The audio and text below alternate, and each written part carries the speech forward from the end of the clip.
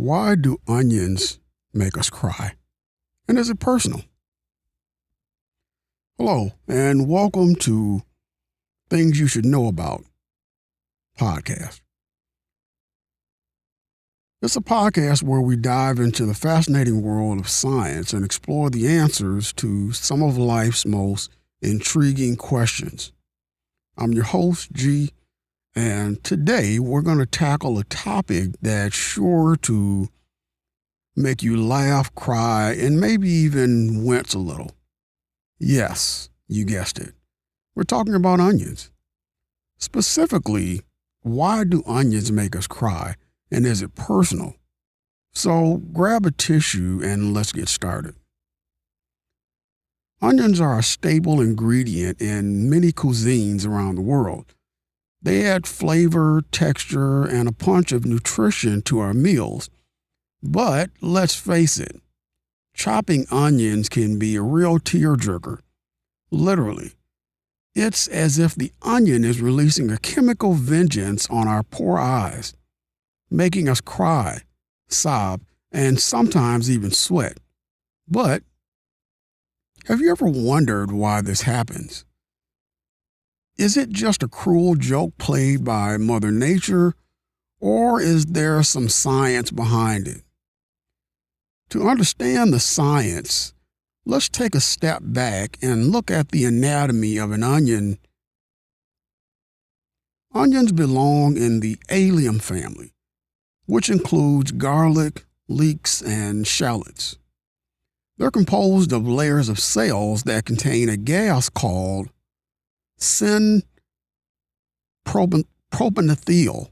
That's a tongue twister. And the proper term is propanethiol S oxide. I want to make that clear. This gas is responsible for the pungent smell and flavor of onions. But when we chop or crush an onion, the cells are broken, releasing this gas into the air. So, what happens when this gas is released into the air? Well, it's a bit like a chemical domino effect. The propanethiol X oxide gas reacts with the water in our eyes to form sulfuric acid. Yes, you heard that right. Sulfuric acid. This acid irritates the eyes, causing them to become red, itchy, and watery. The nerve endings in our eyes detect the irritation and send a signal to the brain, which responds by releasing tears to wash away the irritant. But here's the interesting part. Not everyone reacts the same way to onions.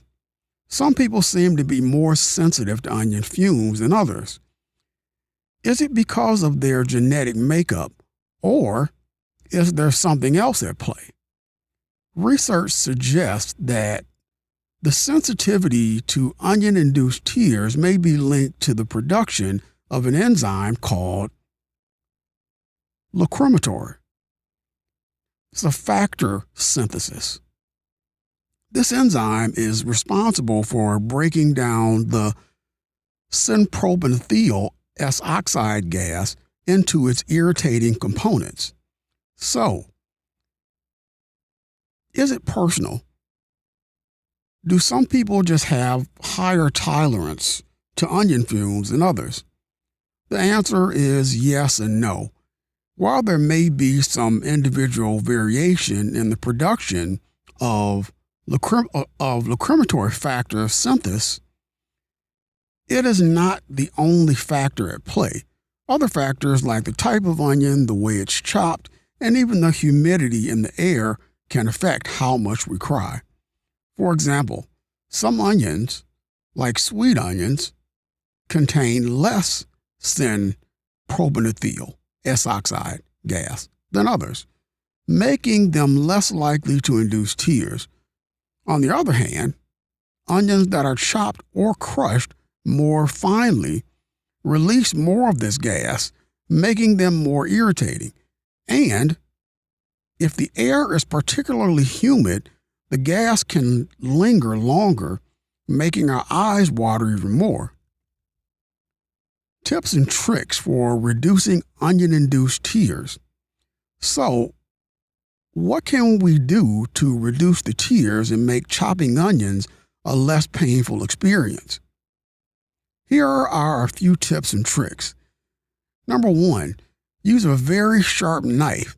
A sharp knife will cause less damage to the cells, releasing less synpropanethyl S oxide gas.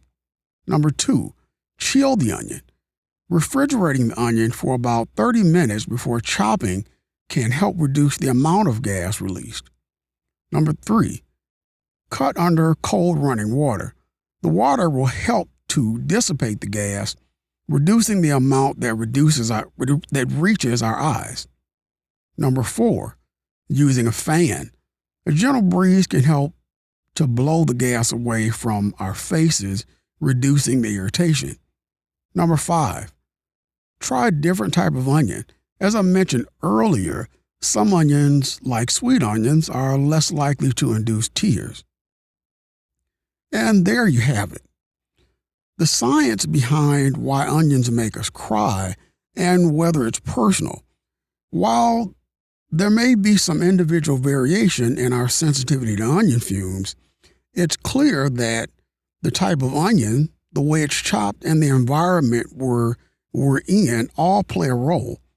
By understanding the chemistry behind onion-induced tears, we can take steps to reduce the irritation and make cooking with onions a more enjoyable experience. Thanks for tuning in to this episode of Things You Should Think About. If you have any questions or topics you'd like to explore, please leave a comment or reach out to us on whatever platform you use to listen to your podcast. And don't forget to subscribe to our podcast and join us next time as we delve into another fascinating topic. I hope you enjoyed this episode, and I'll catch you in the next one.